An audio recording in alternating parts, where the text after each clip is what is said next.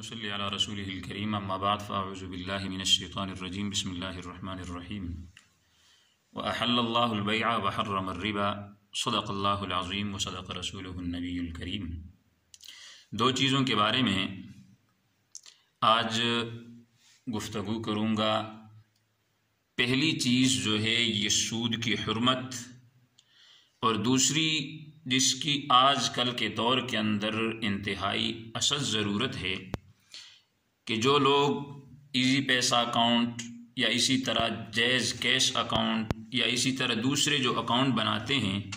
تو in account میں سے جو کمپنی ہے اس کی طرف سے ہمیں دیا جاتا ہے کیش بیک کے طور پہ کچھ پیسے ملتے ہیں، اسی طرح کچھ منٹ اور MBs وغیرہ ملتی ہیں کہ شرعی اعتبار سے ان کا کیا حکم ہے۔ تو چلیے ہم چلتے ہیں اپنے پہلے اس پروگرام کی طرف کہ سود کی تعریف کیا ہے اور سود کسے کہتے ہیں اور سود کھانے والوں کا انجام کیا ہے۔ تو پہلی آپ یہ ذہن میں رکھیں کہ سود کی تعریف فقہاء نے یہ کی ہے کہ ہر وہ چیز، ہر وہ مال کہ جو بغیر عوض کے ہو۔ مثال کے طور پہ ایک شخص کسی کو 1000 روپیہ دیتا ہے اور ساتھ میں وہ یہ کہہ دیتا ہے کہ تو نے مجھے جب واپس کرنے ہیں، واپس لوٹانے ہیں تو اس وقت تو نے مجھے 1200 دینا ہے۔ تو اب یہاں پہ دیکھیے کہ 1000 تو 1000 کے بدلے میں آ گیا، لیکن جو اوپر 200 روپیہ دیا جا رہا ہے یہ بغیر عوض کے ہیں اور اسی کو سود کہا گیا ہے۔ اور اسی کے بارے میں قرآن مجید میں اللہ رب العزت نے فرمایا کہ وَأَحَلَّ اللَّهُ الْبَيْعَ وَحَرَّمَ الرِّبَا، کہ ہم نے بے کو، تجارت کو حلال کیا ہے اور اس کے مقابلے میں آنے والی جو چیز ہے سود، اس کو اللہ رب العزت نے فرمایا کہ ہم نے حرام کر دیا ہے۔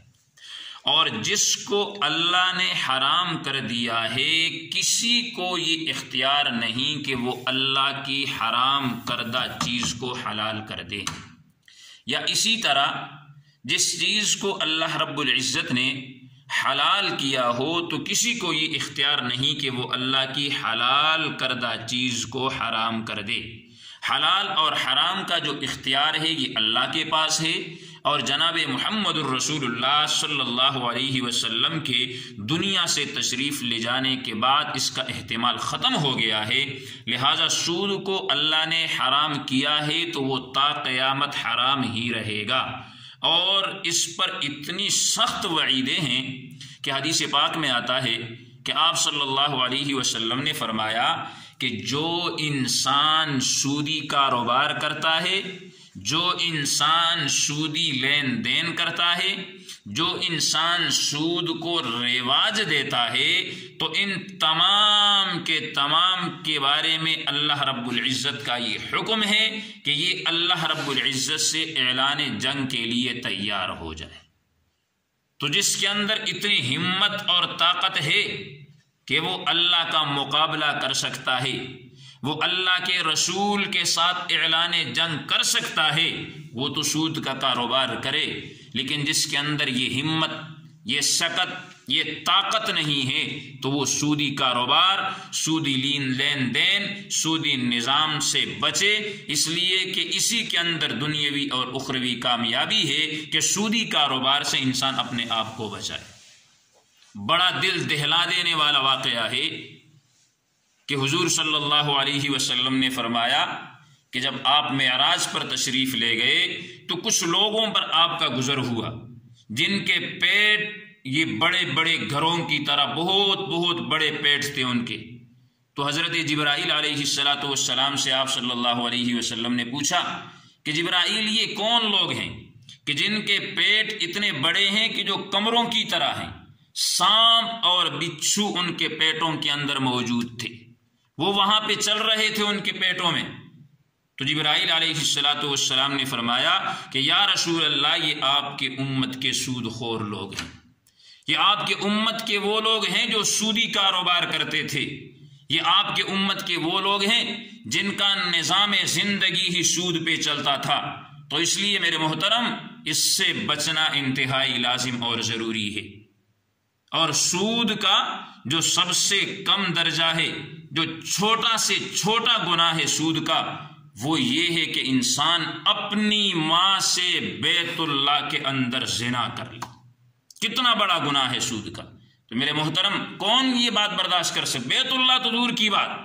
ماں کا اتنا مقام ہے کہ اس سے زنا کے بارے میں انسان سوچ بھی نہیں سکتا. لیکن ایک سود خور اگر سود کھاتا ہے، بچوں کو کھلاتا ہے، سودی کاروبار کرتا ہے، اس کاروبار کے ذریعے غریب پہ ظلم کرتا ہے، اس کی زندگی کو اجیرن کرتا ہے، اس کے نظام زندگی کو تباہ و برباد کرتا ہے، تو اپنی والدہ سے زنا کا گناہ الگ، اللہ کے عذاب کا گناہ الگ، اللہ کے ساتھ اعلان جنگ کا گناہ الگ. تو اس لیے یہ بہت بری چیز ہے. ہمیں تمام کے تمام کو یہ کوشش کرنی چاہیے کہ اپنے معاشرے سے یورپی نظام کو ختم کر کے اسلامی معاشی نظام کو لے کے آئیں. تو اس پر ہمیں دنیا کے اندر، زندگی کے اندر اللہ رب العزت سکون عطا فرمائیں. دوسری چیز جو آپ کے سامنے بیان کرنی ہے وہ اکاؤنٹوں کے حوالے سے ہیں، جو ایزی پیسہ ہے، اسی طرح مووی کیش ہے. تو یہ بات ذہن میں رکھیں کہ مووی کیش یا ایزی پیسہ اکاؤنٹ کی طرف سے جو فری منٹس ملتے ہیں، یا اسی طرح جو ایم بیز وغیرہ ملتے ہیں، یا اسی طرح ایم بیز کے علاوہ جو دوسرے وہ ایسے سہولیات دیتے ہیں کہ جن کا کوئی عوض نہیں ہوتا، تو ان تمام کے تمام سہولیات کا استعمال کرنا یہ سود کے اندر داخل ہے. تو اس میسج کو آپ حضرات سے گزارش ہے کہ عام کریں تاکہ ہمارا ہر دوسرا مسلم بھائی اس اکاؤنٹڈ والے مسئلے کے اندر وہ مبتلا ہے، تاکہ وہ اسے سنے اور ان سود کے چکروں سے اپنے آپ کو بچائے. اللہ رب العزت ہمیں حلال کاروبار کرنے کی، حلال رزق کمانے کی توفیق عطا فرمائے، اور حرام کے ایک ایک ذرے سے اللہ رب العزت ہمیں محفوظ فرمائے. وآخر دعوانا الحمد للہ رب العالمین.